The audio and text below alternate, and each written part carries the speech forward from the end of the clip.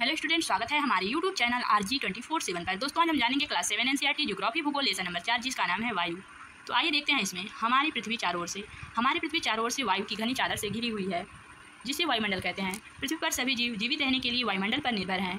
यह हमें सांस लेने के लिए वायु प्रदान करता है एवं सूर्य की किरणों के हानिकारक प्रभाव से हमारी रक्षा करता है। यदि सुरक्षा की यह चादर न हो तो हम दिन के समय सूर्य की गर्मी से तप होकर जल सकते हैं एवं रात के समय ठंड से जम सकते हैं। अतः यह वह वायु राशि है जिसने पृथ्वी के तापमान को रहने योग्य बनाया है। आइए देखते हैं इसमें कुछ टिप्पणी। कार्बन डाइऑक्साइड वायुमंडल में फैलकर पृथ्वी से विकिरित ऊष्मा को पृथ्वी पर रोककर ग्रीन हाउस प्रभाव पैदा करती है, इसलिए इसे ग्रीन हाउस गैस भी कहते हैं। और इसके अभाव में धरती इतनी ठंडी हो जाती है कि इस पर रहना असंभव होता। किंतु जब कारखानों एवं कार के धुएं से वायुमंडल में इसका स्तर बढ़ता है तब इस ऊष्मा के द्वारा पृथ्वी का तापमान बढ़ता है।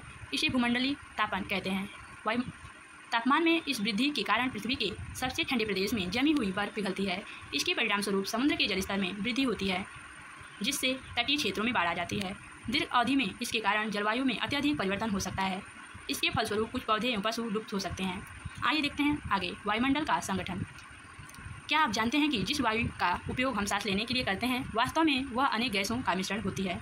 नाइट्रोजन तथा ऑक्सीजन ऐसी दो गैस हैं जिनसे वायुमंडल का बड़ा भाग बना है। Carbon dioxide, helium, ozone, argon एवं हाइड्रोजन कम मात्रा में पाई जाती है। इन गैसों के अलावा धूल के छोटे छोटे कण भी हवा में मौजूद होते हैं। चित्र 4.1 में वृत्तरेख दिया गया है जिसमें वायु की विभिन्न संगठनों के प्रतिशत दर्शाए गए हैं। नाइट्रोजन वायु में सर्वाधिक पाई जाने वाली गैस है। जब हम सांस लेते हैं तब फेफड़ों में कुछ नाइट्रोजन भी ले जाते हैं और फिर उसे बाहर निकाल देते हैं, परंतु पौधों को अपने जीवन के लिए नाइट्रोजन की आवश्यकता होती है।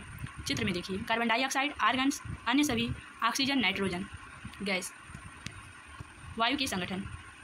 वे सीधे वायु से नाइट्रोजन नहीं ले पाते। मृदा तथा कुछ पौधों की जड़ों में रहने वाले जीवाणु वायु से नाइट्रोजन लेकर इसका स्वरूप बदल देते हैं जिससे पौधे इसका प्रयोग कर सकें। ऑक्सीजन वायु में प्रचुरता से मिलने वाली गैस दूसरी गैस है। मनुष्य तथा पशु सांस लेने में वायु से ऑक्सीजन प्राप्त करते हैं। हरे पादप प्रकाश संश्लेषण द्वारा ऑक्सीजन उत्पन्न करते हैं। इस प्रकार वायु में ऑक्सीजन मात्रा समान बनी रहती है। यदि हम वृक्ष काटते हैं तो यह संतुलन बिगड़ जाता है। कार्बन डाइऑक्साइड अन्य महत्वपूर्ण गैस हैं। हरे पादप अपने भोजन के रूप में कार्बन डाइऑक्साइड का प्रयोग करते हैं और ऑक्सीजन वापस देते हैं। मनुष्य और पशु कार्बन डाइऑक्साइड बाहर निकालते हैं। मनुष्य तथा पशुओं द्वारा बाहर छोड़ी जाने वाली कार्बन डाइऑक्साइड की मात्रा पादपों द्वारा प्रयोग की जाने वाली गैस के बराबर होती है जिससे यह संतुलन बना रहता है। परंतु यह संतुलन कोयला तथा खनिज तेल आदि ईंधनों के जलाने से गड़बड़ा जाता है। ये वायुमंडल में प्रतिशत करोड़ टन कार्बन डाइऑक्साइड की बढ़ोतरी करते हैं। परिणामस्वरूप कार्बन डाइऑक्साइड का बढ़ा हुआ आयतन पृथ्वी पर मौसम तथा जलवायु को प्रभावित करता है। आइए देखते हैं कुछ टिप्पणी। जब वायु गर्म होती है तो फैलती है और हल्की होकर ऊपर उठती है। ठंडी वायु सघन और भारी होती है, इसलिए इसमें नीचे रहने की प्रवृत्ति होती है। गर्म वायु के ऊपर उठने पर आसपास के क्षेत्रों में ठंडी वायु रिक्त स्थान को भरने के लिए वहां आ जाती है। इस प्रकार वायु चक्र चलता रहता है। चित्र में देखिए, क्या भूमंडलीय तापन आज के विश्व में एक गंभीर समस्या है? अपने शब्दों में बताइए। धन्यवाद दोस्तों। इस क्लास की आगे की जानकारी हम अगली वीडियो में देंगे। अगर वीडियो पसंद आएगी तो लाइक शेयर सब्सक्राइब कमेंट करके जरूर बताइएगा। तब तक के लिए धन्यवाद। जय हिंद, जय भारत।